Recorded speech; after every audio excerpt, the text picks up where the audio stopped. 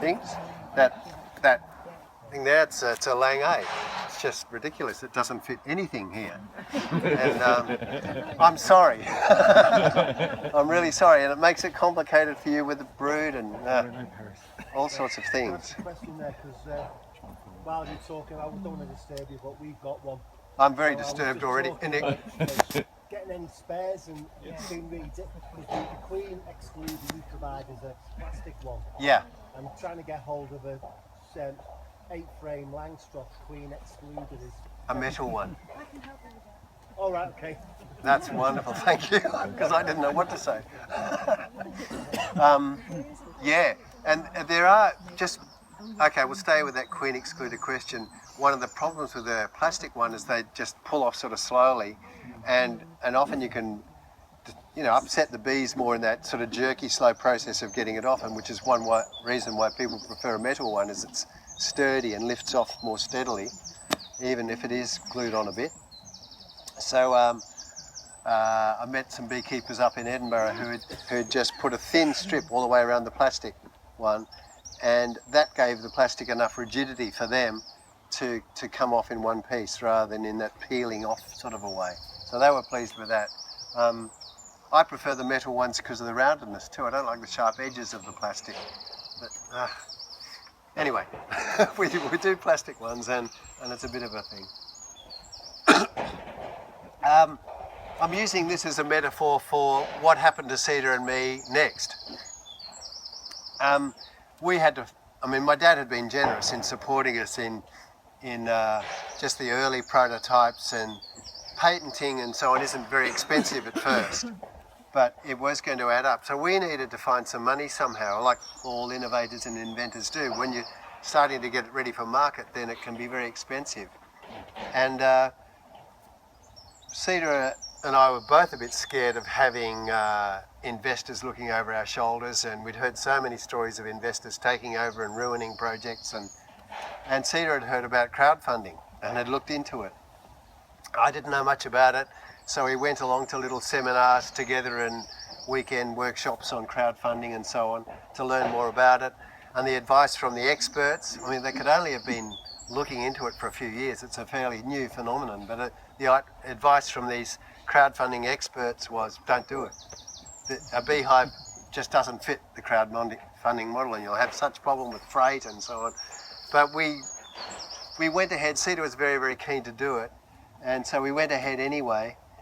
And we asked my stepdaughter, Cedar's sister Mirabai, to make some movies for us, because we knew she was a filmmaker. She already had a full-time job working for a television station, but we got her to come and do little movies on the weekend. And I'd had the idea I could just lean here, maybe with this, and say, look what we've done, and that would be pretty much it. It shouldn't take very long. But Mirabai and Cedar had very different ideas, and I learned what a huge effort it is to make good videos, and how you have to go over things again and again, and how much time they spend staring at screens to make it all fit together nicely, and the music, and and so Mirabai made this video. The initial one we released a week. We were told, well, with crowdfunding it's good to build the interest, and if you possible get 1,000 people's email addresses, and if you've got that, then that helps your crowdfunding effort. So okay, we release this, do this video and release it, and it was a 5-minute video. So Mirabai was saying, that's not a very good idea to have it that long, but I don't know how to cut it down, and so we released it anyway, and it went nuts. Michelle's, my wife, at the back there, it was a Sunday afternoon when it got released, and we thought, oh, that's good, and someone was watching the figures, and within half an hour 1,000 people had watched it. I thought, wow, that's pretty good. And within a couple of hours 20,000 people had watched it, and I was going, whoa, and by that evening, late at night, it was 1 million, and by then I just sort of like, who are all these people? It was very odd. And so then we had way more than 1,000 email addresses of people expressing their interest. So we thought, oh, that's good. Maybe that'll work with when we finally pressed the button on this crowdfunding thing. And we had the national press and our television. We went to Canberra to do it, which is our capital and where Parliament was. And we knew that Parliament was sitting, and that there'd be a whole lot of bored journalists around. So we sort of timed it for that. We were thinking about things like that. And so we did have television stations coming.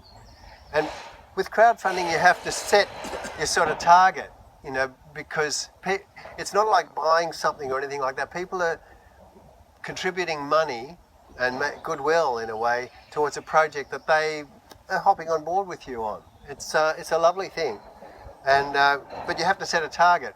And so I figured out, sort of on a spreadsheet, well, we need about 70,000 Australian dollars for this to make the first mould and this and that, and then we could supply them. So if we get 70,000 or more, of course we hope for more than that, but that was our limit or our target. If we didn't get that much, and that happens to plenty of people who do crowdfunding, if you don't reach that target, then no money gets exchanged, the project just doesn't go ahead because it's not viable. So I was talking to the TV cameras after Cedar had finally pressed the button in front of the TV cameras. He said, right, it's happening, great, you know. And we thought, well, in a little while, you know, in a couple of days we'll know how it's going, that sort of thing. And then the TV cameras turned on me, and I was talking about, you know, father, son working together and how marvellous that's been and so on. And Cedar interrupted, he came and interrupted the interview. I thought, what? Like, I didn't think you're supposed to do that, come in on a TV interview. So I was sort of going, what are you doing? He said, we've done it already. This was like 6 minutes in. We'd already hit that $70,000, and it was like, whoa. And so, yeah, the interview completely fell apart. Michelle rushed in and kissed me, and, you know, it was all, wow. And it just kept going crazy. It kept going crazy from there.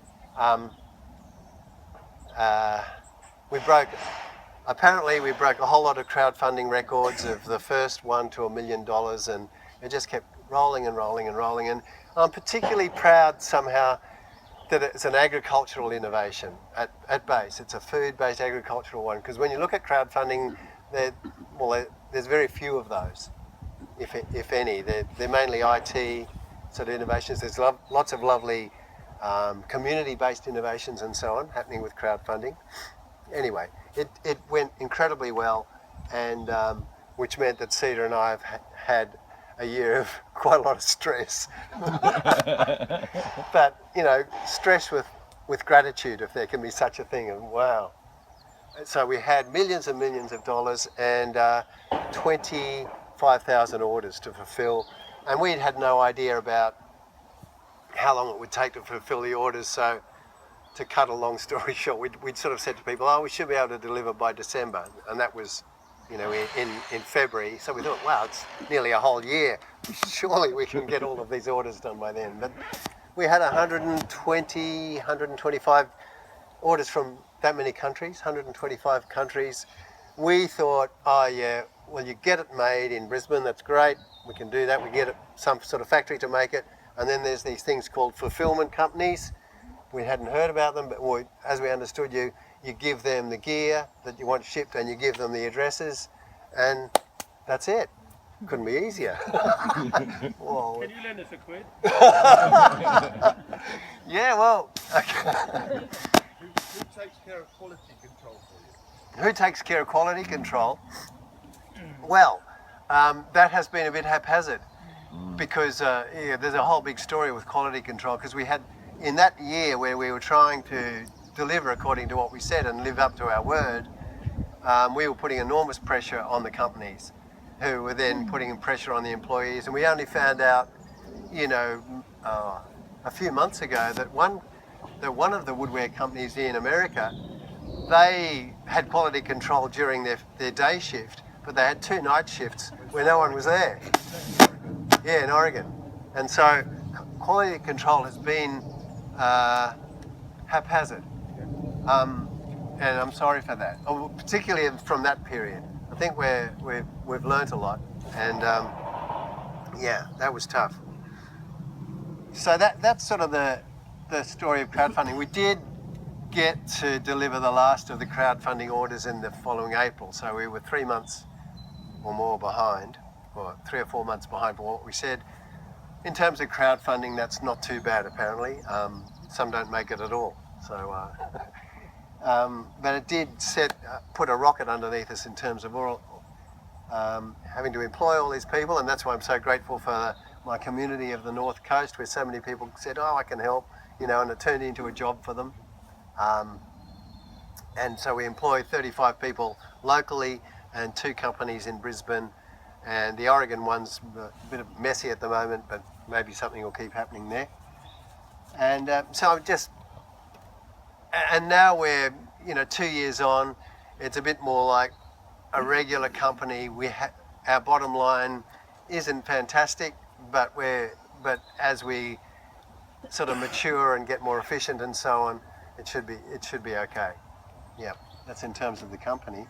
Now for you, I am going to trip over that shoelace. Excuse me.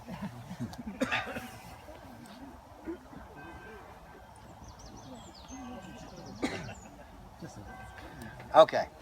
Now the people in the front row don't need to panic anymore. The next thing we have on our on the supplied full FlowHive is a inner cover.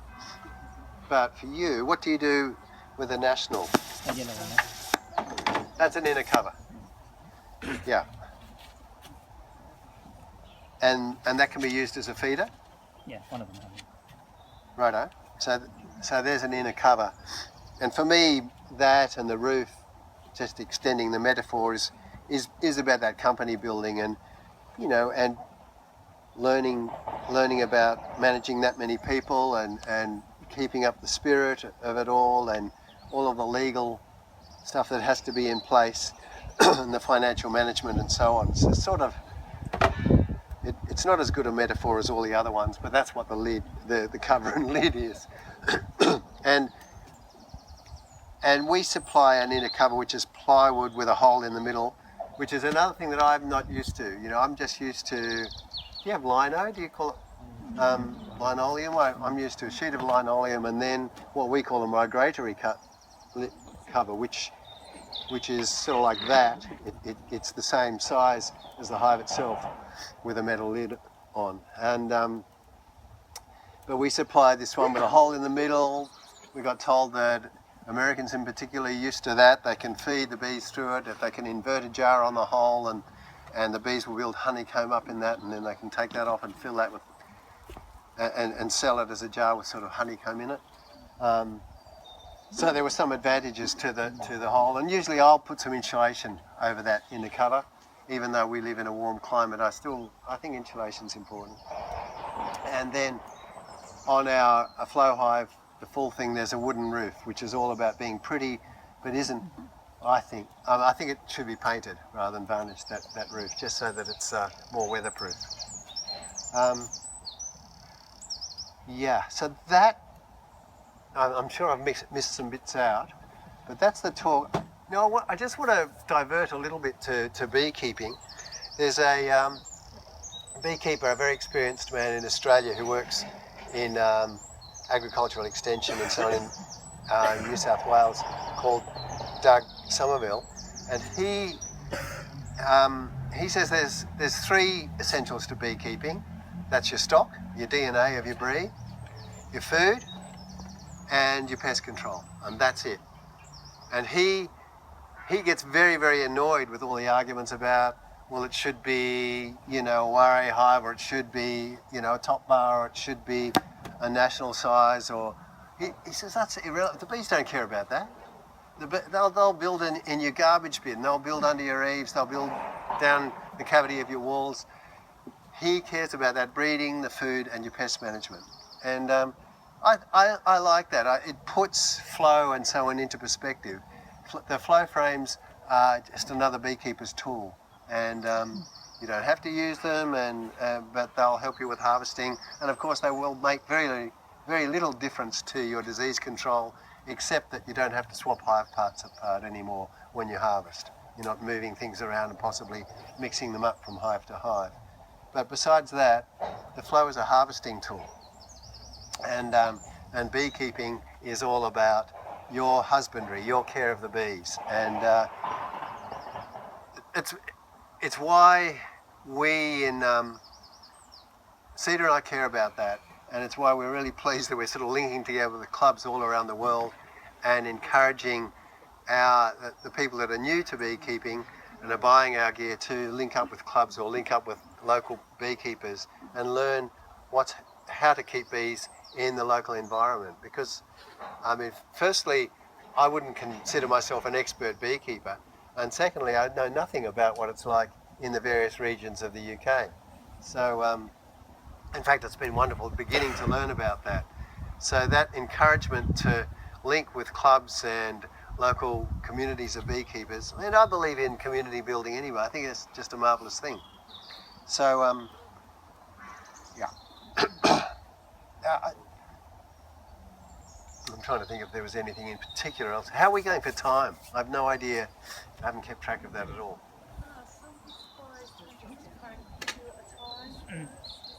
Sorry? Oh, a few at a time, yeah. Yeah, I'll describe that. We might go a little bit more into that. So these are wandering around, and the question was about inserting that key, well, what we call the key, that long rod, in just a few at a time. At our office, which is a sort of a converted house where most of us people work, we have about 8 beehives there, and we have journalists and the press coming, and sometimes we know that there's going to be 2 or 3 in a week, and we don't want to harvest whatever honeys come in that week all at once for the first ones that come, and we've been able to just insert the key just sort of this far, turn it, and that'll only drain that much of the frame. And so we can fill up a jar for a journalist and get the happy picture, and they get the honey probably, and go, and then we can do the next bit for the next one, the next day. So you don't have to do it all in one go. We haven't got round to it yet, but we should be making a key that is like a thin rod, and then the wider part, so that you could poke it all the way in and operate this part, but not these parts, if you know what I mean. Yeah, there's lots of things we could be, lots of other innovations to do. How much honey would you get out of a full? How much honey was the question. Now this is a national size, so the lang is just a little bit longer, and on our lang we get, now I'm in kilos, so 3 kilos of honey, or 2 litres, which I think, so that would mean that this would have 6.5 pound, something like that, in it. And in a national there's 8 of them, whereas you would, how many brood do you have across there? 12? 11 or 12 of the brood, but 8 of these, so 8, 6, 8, 48.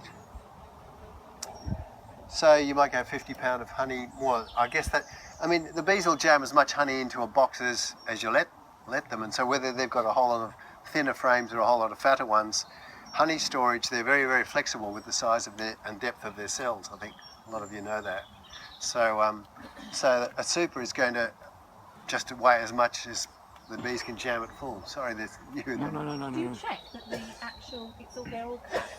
Otherwise Yeah. you could have a lot of honey, which is not right. So that question about, do you check that it's capped? Yeah, we encourage people, whether who are new to the flow frames and you maybe new to beekeeping, to these pull out. So why not, use your hive tool, open it up, pull it out, and have a look, and to see how they're going. So you can see whether their honey's capped and is therefore mature and of the right moisture content. And also, if you're new to this end view, you can start to see how that corresponds to this. What seeing that means, because you can see this fill up with honey, and you can see caps appearing right on the edge, but sometimes they've done all of that, but they haven't done the bottom few rows there. The bees don't always behave themselves, And in the early part of the season, with just 2 boxes, I find they'll do that sort of half moon shape. Do you get that? Where they're reserving this part for brood, even though there might be a queen excluded there. You get pollen in there as well? Pollen? Yeah, you can get pollen in it, and surprisingly it doesn't seem to be a problem. I thought it might jam it up. How about bee space? You must be engineered for bee space. Yeah, it is engineered for bee space, yeah. I want to say another thing. I might as well talk about oilseed rape and crystallizing honey now, because when you're dealing with is it capped yet? Now this is where I've been learning from beekeepers in the UK, and so correct me if I'm wrong. The idea with oilseed rape is to harvest it just as they're beginning to cap it, not when it's completely capped, because once it's completely capped, you're going to risk it crystallizing. So therefore, there's this interesting thing where you're trying to get it down to the right moisture content, less than 18 or 20%. But if it's capped, you're going to lose it. So this is what I'd love you to experiment with and tell me about. Remember, this is new, and there's a whole lot that I don't know. Just as we were talking about before, you can just insert the key a cup that far and operate just the first two columns here. And therefore, with oilseed rape, I'm guessing, but I haven't done it, so it's not the truth. It's just you can operate those first two, extract just a small amount of honey, and put that on your refractometer. Thank you very much, and see what the moisture is. Just now, there's still more to learn, because maybe the moisture level of the cells on the outside is different from the moisture level on the cells on the inside. You'll have to ask the bees, you know. But it does give you an instant, non-disturbing, indication of what's going on. You can do that moisture test of a bit of the honey before you harvest it. And because, you know, one thing I love about this is that, yeah, it used to take me a day or two to harvest my honey, and I'd cover the garage or whatever I was using and stick. I'm clumsy. No matter how hard I try, there seems to be always honey on the floor, you know, and all over the tables and benches and so on. And so I can come home from work, 5 o'clock in the afternoon, maybe there's a couple more hours light in the day, walk down to my beehives with a jar and a key and a tube, turn the handle, watch the bees for a while, maybe wander off and get myself a cup of tea or a beer, depending on what mood I'm in, and watch the bees some more, or come back, you know, have it all covered and come back in an hour and it's harvested, put it all back together again, and that's my harvest. Wow, it's just, I still don't believe it works sometimes. The marvellous thing about this is that you can harvest at any time, really, when you think it's ready. So if you think, yep, the moisture content's about right with this oilseed rape and the risk of it crystallising, you can take it right then and there. Now, yeah. What are your thoughts about if it starts to crystallise? If it does start to crystallise, I guess it's the same thoughts as beekeepers have all the time as, oh no, you know, that's the first thought. And okay, there's two aspects to this. We do have, we call it canola, oilseed rape in Australia, but it's grown out west, in huge areas out west. We don't have it mixed up in the more sort of around the town agricultural area, so we don't get it. We only get it in our frames if we've specifically gone and taken our hives out there, out west, you know, hundreds of miles. So, but we do have some honeys that crystallise easily. And when Cedar and I had, well, this was last year, early last year, we had some honey crystallise in a flow frame. I can't say it anymore. Flow frame. So we tried to harvest it. We just thought, well, we still might as well try, see what happens. And of course, with it crystallised in there, the moving parts won't move, they're jammed up. We tried as hard as we could to move it, it wouldn't move. We thought, oh well, we'll hopefully we'll set this up so the bees can chew it all out and move it somewhere else. We were surprised to find, and I can't guarantee this, that the bees had sensed there had been some movement, even though we didn't think there had been. Or else they were just feeling like moving this honey anyway, because by the next day they'd pulled it all out, moved it around in the hive, and then they went and filled it with new honey. So please experiment, is basically what I'm saying. I don't really know the answers to these things, but sometimes good things happen. The other side is you take this out, or the whole box out, and put it in I mean, as beekeepers do, put it in a 53 degree, as I understand it, box, and the honey will what's the proper word? Decrystallise, uncrystallise? Liquefy. And liquefy, thank you. Yeah, And so, I mean, it's the same as, or you keep it for feed, keep it over winter and, I mean, over the rest of the season and leave it for feed for the next spring. Sorry, yeah, there's quite a few and I'm going to make mistakes with whose turn it is. No, you're not me because you just asked me. Oh right, I was going to say, when you're checking for the moisture content, you could of course just take the frame out and uncap one cell as you would for an ordinary frame and just check that rather than having to use the key. Then you wouldn't have to disturb all of it if it, or even 2 rows of it if it wasn't. Yeah. Level yet.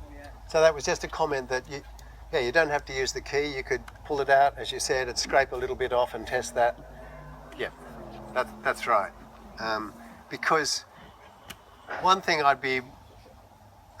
guess I'd have some concerns about is that this can give new beekeepers the idea that you don't need to get your hands into a beehive. And it's so lovely to have your hands in a beehive, even if you do get stung now and then. It's a marvellous thing to be able to do and to feel confident about. So yeah, why not just pull it apart and have a look like that? I'm going to be bad with these questions and I don't know who was first. Comment on that. Before I ask my question, can I, as a lifelong tool maker and tool designer, can I get you to congratulate your guys for the quality of mouldings that they turned out? Thank you. We're in admiration of them. Thank you very much. But you've answered most of my questions, but if we get to a situation where we've got crystallization, can we take the mould apart and put it into, say, warm water? And if so, how warm can we go before we start to sort the mouldings? Oh yeah. Get rid of them. You can dump the whole thing into boiling water if you want. Boiling water? Yeah, because this is moulded at well over 160 degrees C, so it'll handle boiling water. You wouldn't want to use boiling water, of course, because it's honey and you prefer it. So yeah, if they're well enough capped and full of crystallized honey, and then you can put them in 50-degree water if you want. I think I would tend to take them apart and do it. Oh yeah, you could do that. To clean that way, wouldn't it? Yeah, well, they are. The point was, well, maybe they're easier to clean if you pull the whole thing apart. And you're welcome to do that. Once again, the more experiments, the better. The bees will clean it up, of course. Like whatever you manage to get out, if you've heated them up in, whether it's with hot water or hot air, and you've extracted whatever you can, the bees will clean up the rest. So, yeah. What about cleaning them though? Like propolis and all the other bits and pieces, because we regularly wash, like you put them in hot soda to clean everything off the frames, and so how would you could do maintain that if you wanted to, like that. That's interesting. You're saying that the practice here is to wash waxed up. After a couple of years you take the wax off and just wash the whole frame out to timber. It and put it back together again. Yeah, so this is where there's so many different methods and it comes down to your type of beekeeping. One method that's very popular in Australia is called lifting, where you take a couple of your brood frames and lift them up into the top above the queen suit, the queen excluder. Those bees will still hatch, you won't lose it, and so the bees will take care of the young bees coming through, but you're putting brand new foundation and so on in your brood nest, and so it's a way of keeping the brood clean and not getting so grubby. But that's back to ordinary beekeeping. This is the honey part or storage part, and so it doesn't tend to get grubby like the brood part does. It does a little bit. It depends on the bees. Depends on the bees. Some bees will put more propolis around than other bees. That's true. And some frames will get, after a couple of years, even though they are super frames, will get dirty, and they do need to be cleaned. Yeah, okay. In which case you can clean them. We haven't found that necessary, but it's new. Okay. And so, yeah. So finally, he's been asking for a while. Kind of connected with all this, really. I've got the, I was one of the first. Wow, people. thank you. It was the first Like pledger. a few of us are, Yeah. And I know at some point, that this is obviously great area. It's the big concern that every traditional beekeeper you speak to goes, "Oh, you're going to come a crop out there." Yeah. the fact that you say you can take them apart, it would be great if you could show me how to take it apart and put it back together. That'd be so useful. He's asking for a demonstration of taking this apart. A video. The really easy part is the breaking it apart. That'll happen like that, and there'll be bits everywhere. And of course, I've put together so many of these, it's not a problem for me to do it. It'll just sort of distract me for 10 minutes from you. And so is there a video? Yes. there is a video online. Cedar's done that. Oh, good. And the latest, you can see the numbers of these. This is called a BZ6. So these ones really can only go back together one way. But there's two segments there that are identical, and really they can only fit together one way, and then the two ends. And just have a notice about how these wires work, or the little cables work. Of course, let's play a little bit. Cedar hasn't sort of warmed to this one, but I think we should have an international competition for the longest flow frame. Why not stick a whole lot? I mean, it's impractical because, of course, the key won't work, but maybe someone will figure out something about that. And then maybe, I mentioned bees will build in a cavity wall before, and it's often such a hassle for people, and they go and use pesticides, and all sorts of horrible things happen because it's scary somehow to have bees in your cavity wall. And but maybe you can get a chainsaw out, or a block hammer, or whatever you need to get through the wall, and shove a couple of flow frames into the cavity, and then your wall just produces honey for you. I don't know if that's possible, but I'm waiting to hear the first person that does it, or something like that. There's a Japanese bee keeper, so who's working with us. And he loves Japanese bees. He's got a passion for those. Japonica is their last name, Apis cerana japonica. And he's building small hives for these bees. They require a much smaller one, and cutting these pretty much in half and rebuilding them and selling them as whole Japanese bee flow hives. So, that's marvellous. You can do lots of different things. I mean, it's wonderful to see innovation in the beekeeping world, because we're sort of rooted in the past. I was going to ask about wasps. I mean, wasps. I've seen all this wonderful, obviously, like everybody, we've looked at YouTube and we see the jars collecting the honey.